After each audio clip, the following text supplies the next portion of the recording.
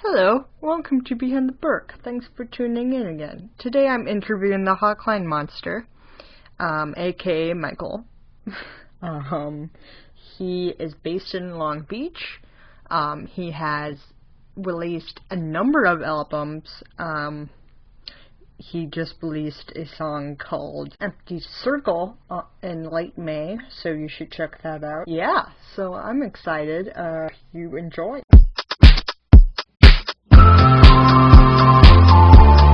Behind the bird. Behind the bird. Behind the bird. Behind the bird. Okay, cool. Favorite movie? Favorite movie, Shawshank Redemption. Oh, cool. Favorite show? To be honest with you, I haven't been watching a lot of TV in a long time, but with, I don't know, that's kind of a tough question. I really dug Westworld when I watched that. That was a good show. Cool. Favorite book? Damn. I'm a huge Kurt Vonnegut fan, so probably my favorite book is Cat's Cradle, I'd say is up there. Nice. Favorite color? Blue. Favorite song? Oh boy, that's tough. My problem with the favorite song question is it's always changing. You know what I mean? My favorite song is never the same. It's like I'm always listening to new music or new old music or just something new to me, and then it's constantly changing. It's like a flavor of ice cream or something. I might like it for a while, or you know what, better yet, it's like corn dogs when I was a little kid. My mom used to make me corn dogs when I was going to like baseball practice and stuff because it was such a fast thing to make. Yeah. After a while, I couldn't eat corn dogs anymore because I ate corn dogs so much that I couldn't eat corn dogs anymore. It was like impossible for me to stomach something like that. Yeah. You know what I mean? And I think songs are kind of that way too. It's like I will forever love a song, but I mean sometimes I can listen to a song so much that I get sick of it. Mhm. You know, it's like almost like binge listening to music. I like it so much. I love Star Wars, but I can watch myself silly at Star Wars where I can't watch Star Wars anymore. Yeah, I've never seen all the Star Wars. That's a shame. I mean, it's probably not a shame, but like from my standpoint, like I really enjoy Star Wars an awful lot. Yeah. But I can recognize how the average person might watch Star Wars and be like, okay, I don't see what the appeal is of this. Yeah, it's not really my thing. I don't know. Yeah. I feel like that's almost like a prerequisite to being male, though. I think as Star Wars, you know. I haven't met a whole lot of guys that don't like Star Wars. Yeah, that's true. I mean, my brothers don't really like Star Wars. Yeah. I don't know. I guess we never grew up in a Star Wars home. I don't know. Yeah, I mean, I meet people occasionally that don't like Star Wars, but for the most part, I think that's kind of a national phenomena. You know what I mean? Yeah. It's the hero myth thing. That is true. The reason why hero myths are so popular. I totally fell prey to that. I'm just another, sheep that likes Star Wars. Okay, so what's your favorite song, though? I don't really have a favorite song. I mean, like, I don't know. Yeah, I don't really have a favorite song, to be honest with you. Like I said, it's constantly changing. I like everything, so I listen to a lot of music. Mm-hmm. As of late, I've been listening to Wolfpack. They're kind of a recent new group that I've been digging on a lot. Mm-hmm. And man, I wish I could narrow that down to one song, but I started off liking Back Pocket a lot, but now I've been digging like 1612 and a number of their other popular songs too. Man, there was a song, I gotta look it up. There's a song I heard the other day that it was just like smashing me. Have you listened to Wolfpack at all? I have not. They're really great. I will check them out. I got into the drummer's music first. The drummer is this guy, Theo Katzman. And I met him out at Hotel Cafe. And then I started listening to Wolfpack's music because he's the drummer in that group and one of the singers. Mm-hmm. They're kind of like a funky dance music kind of vibe. Shoot. I don't know if I'm going to be able to find this song. Oh, Funky Duck. I started listening to the song they have called Funky Duck. Funky Doug? Duck. Like quack quack duck. Duck. Yeah. Like quack quack duck. I think, I'm not 100% sure, but there's this guy named Donald Duck Dunn. He's a bass player, and I think that's who they're talking about in the song. But oh, okay, that makes sense. I haven't listened to the song enough to where I know, but I know that there was a guy that everybody called Duck who's a bass player. Mm-hmm. And that's Donald Duck Dunn. And I can't remember which of the... He was in kind of like this circle of studio musicians, and he played on a lot of records that you listen to, like pop records and stuff. Okay. I think that's who they're talking about in the song, but I haven't... It's been too much peripheral listening for me to really pay attention to the lyrics as of yet. To be honest with you, my life just feels like one constant. I can't keep my attention on one thing because I'm constantly getting pulled in 1,000 different directions. So, me too lately. Yeah, I think that's everybody. That's our current state of being right now in this world. Is like, oh no, you must multitask on everything. Yeah, seriously. It's really pretty shame because I'm a songwriter and I should be just doing that the most. I think. Yeah. Do you do that the most?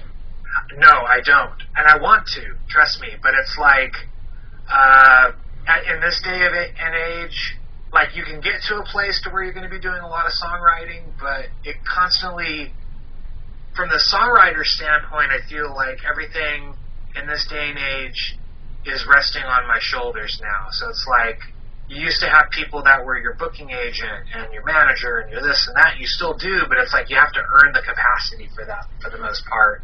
And then meanwhile, you're doing all that crap yourself. Mm-hmm. Which just steals from your original, intention, which is, oh, I'm a songwriter and I'm supposed to be good at that, so I need to be doing that all the time. Yeah. As an example, the past 4 days, I haven't even had the opportunity to really sit down and practice at all. Really? Yeah, because I'm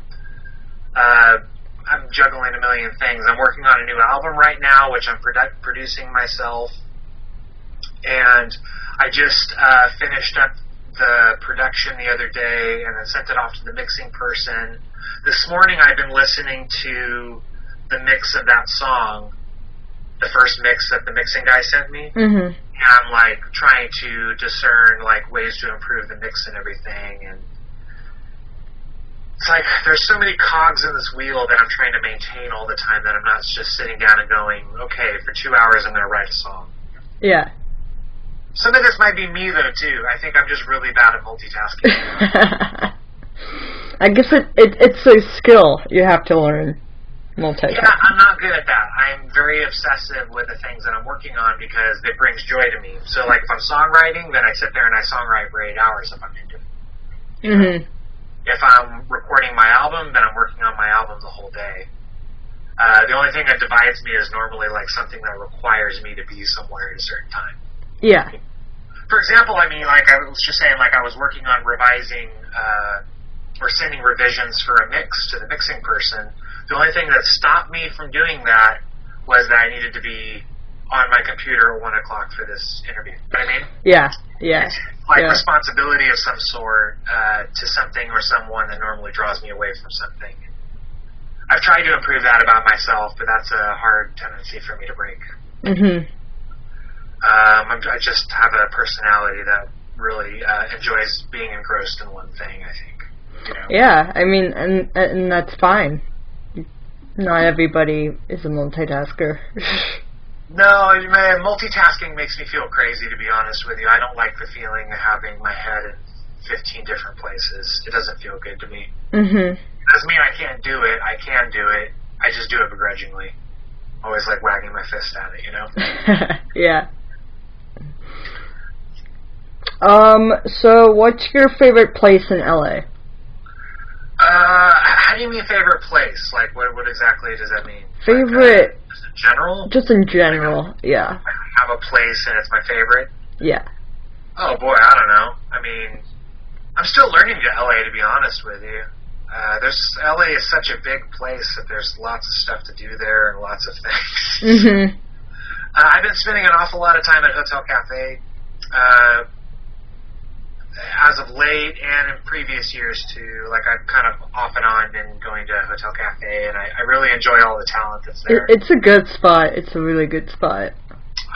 Yeah, I think that a lot of the music happening there is really great. There's a lot of really brilliant songwriters that I've experienced for the first time at that place. Mm-hmm.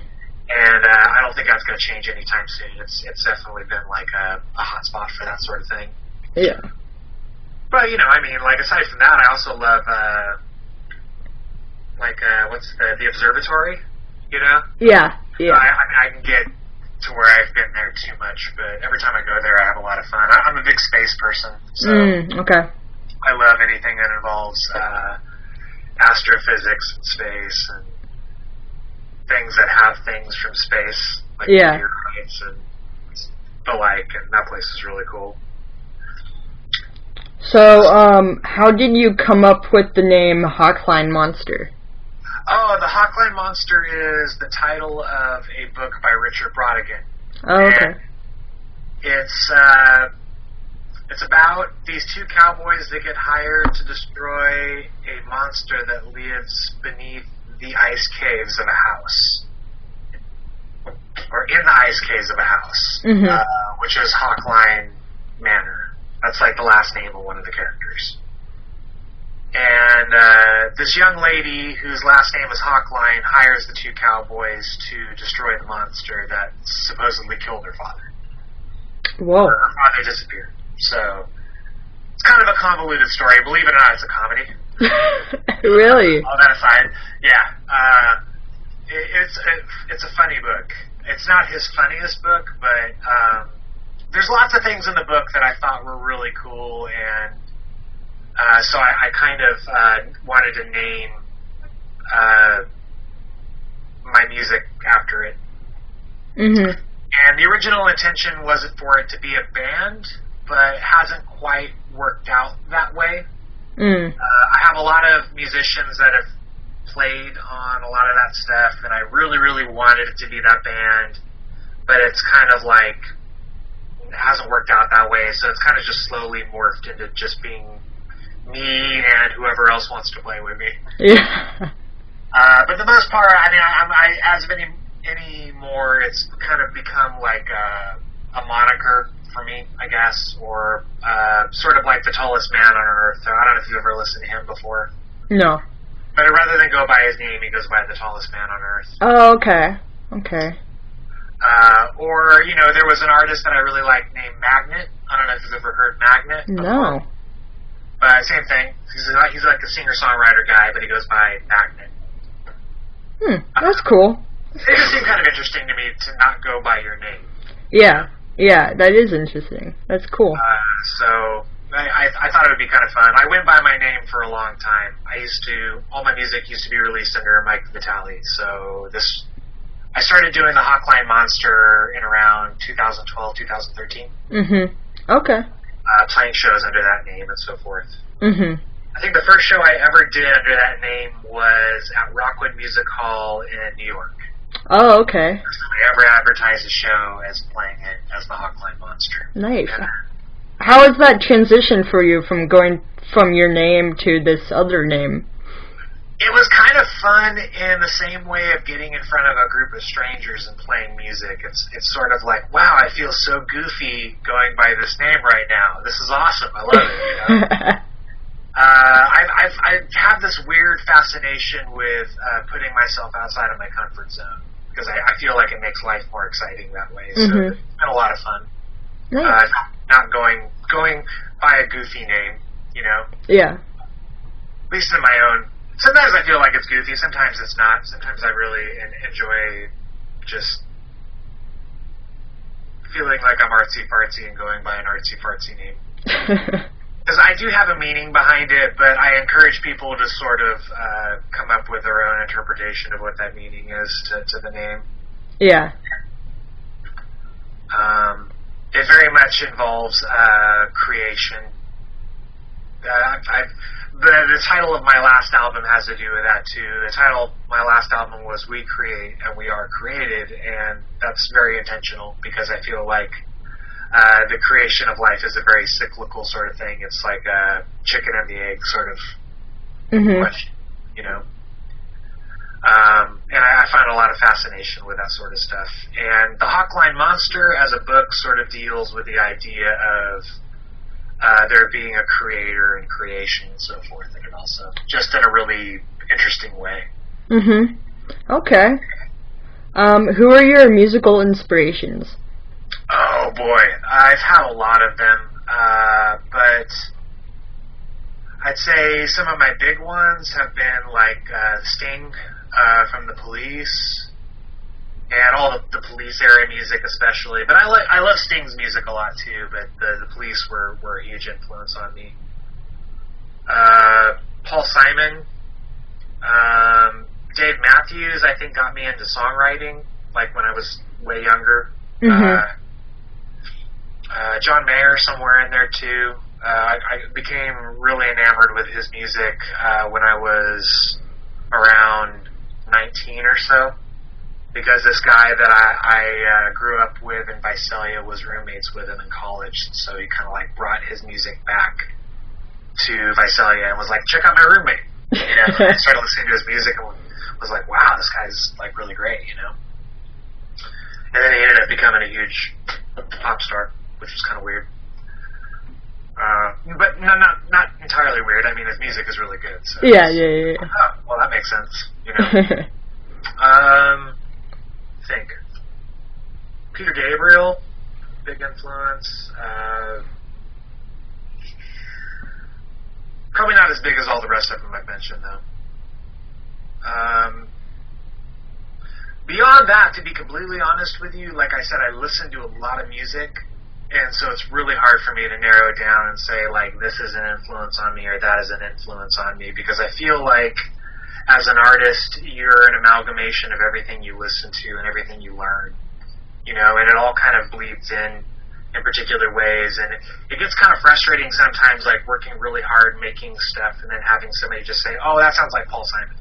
Yeah. You know? Because I know where a lot of that stuff comes from, and it, for example, I'll give you an example real quick, is I have this one song on my last album called Recess, and it's, I have lots of people that'll say, oh, that song sounds like Paul Simon, and I'll be thinking that's not what I had in mind at all as I was writing the song.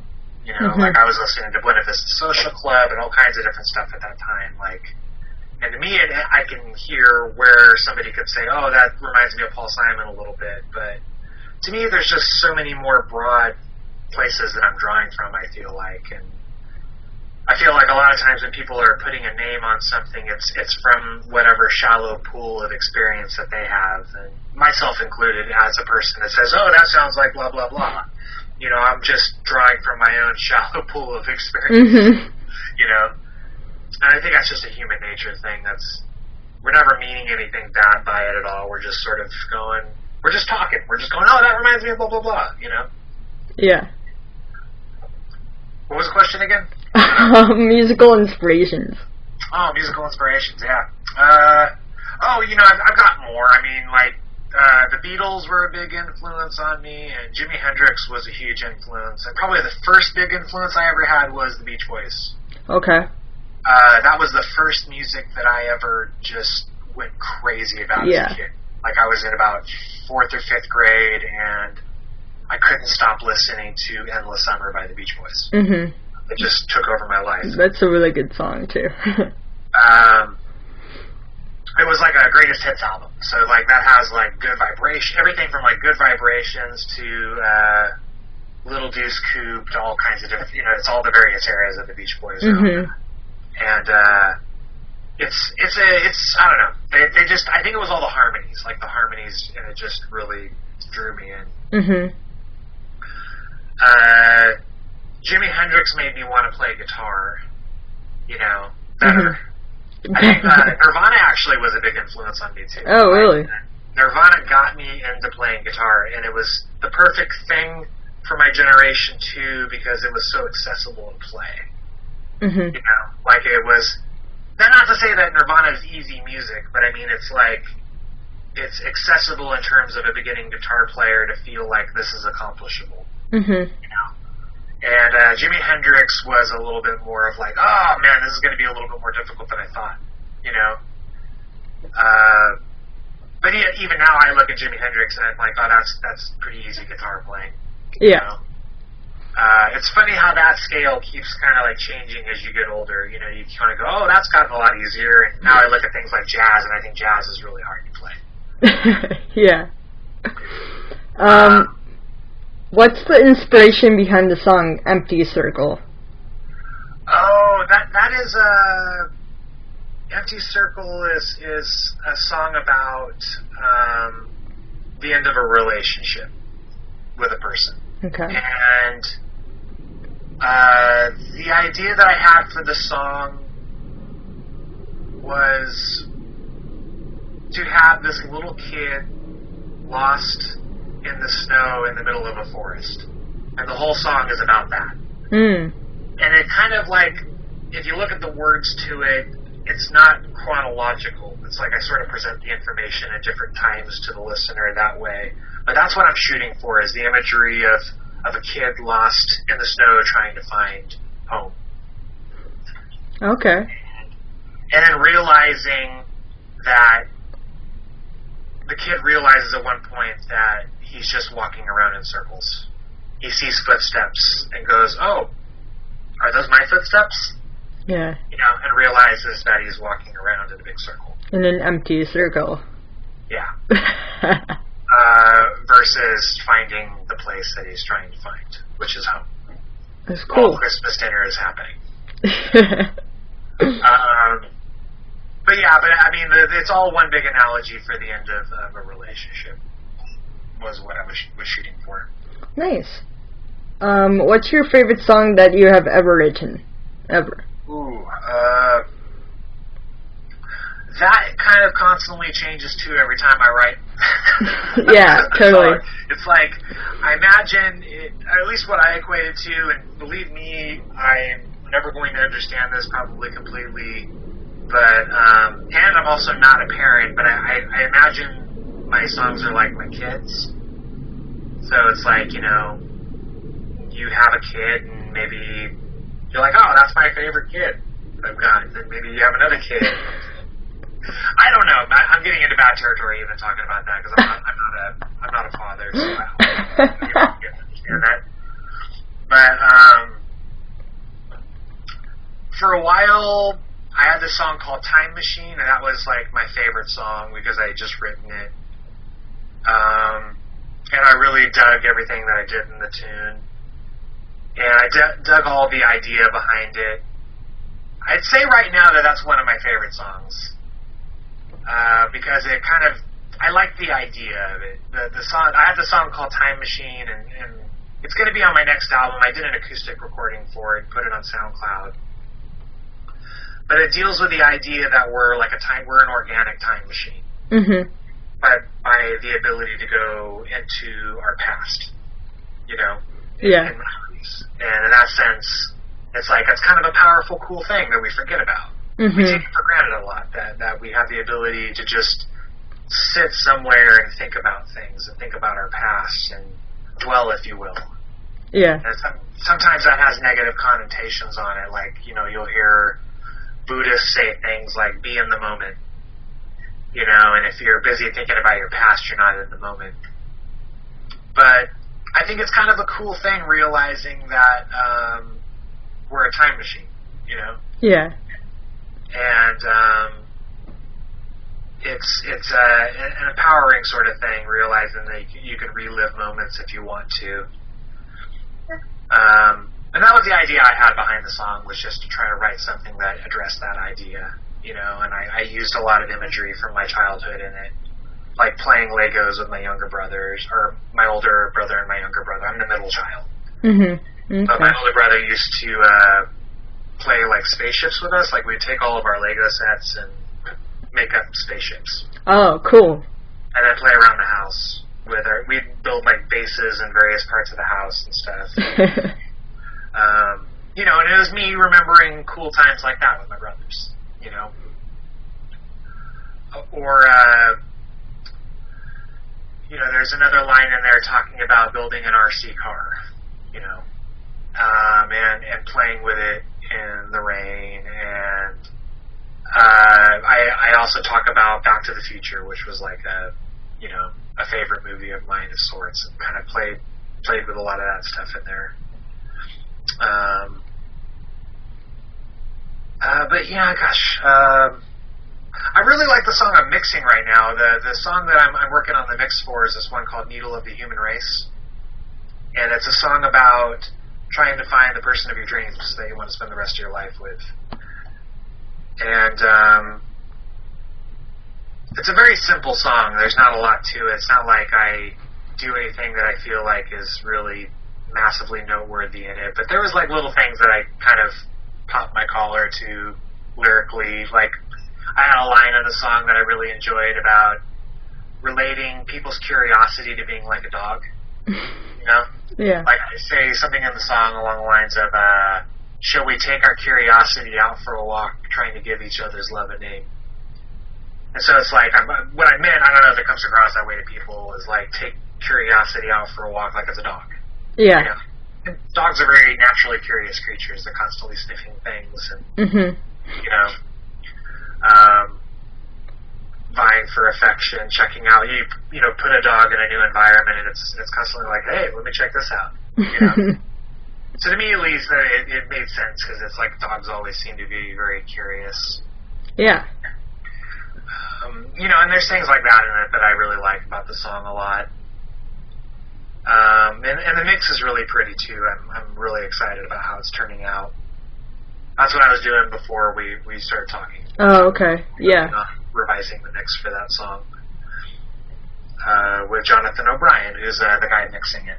Oh, okay, cool. Yeah. In their own right, though, like, pretty much everything I write, I like. You know, I mean, I'm hard-pressed to play out songs that I don't like very much. Most of the time, I have to really like something to even finish it, you know?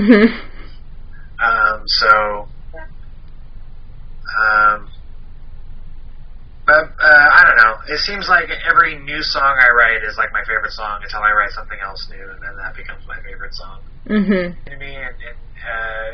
featuring me in the sense, it's really nice of you to do that. Yeah, totally.